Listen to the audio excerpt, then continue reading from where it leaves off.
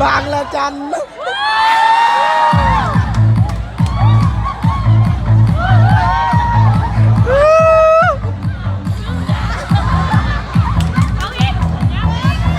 Thưa quý vị, đây là một ca mục dựa trên hầu thấy là ca múa là một sản phẩm không thể thiếu đối với người nông dân, và những trang phục như thế này bằng được thiết kế rất là lộng lẫy, rất đẹp, với chiếc váy cái tà ở phía sau hình đuôi cá rất đẹp, rất lộng lẫy.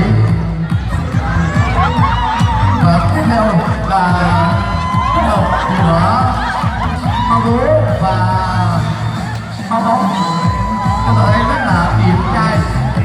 Sinh viên của C2 18 Điều Sĩ Lào là một trai trai rất đẹp trai, với trang phục này rất phù hợp với anh. Cứ thấy như là một công chúa yêu xa và lộng lẫy, với nguyên liệu chủ đạo là giấy cộng với một chút họa tiết như hoa.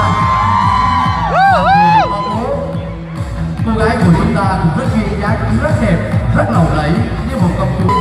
Một trang phục của lớp C2 Vô cầm mía. với nguyên liệu chính là hoa búa. Đặc biệt ấn tượng với ban giám khảo và tất cả quý vị khán giả là túi xách của chàng trai rất đẹp, và chúng ta dành những tràng pháo tay.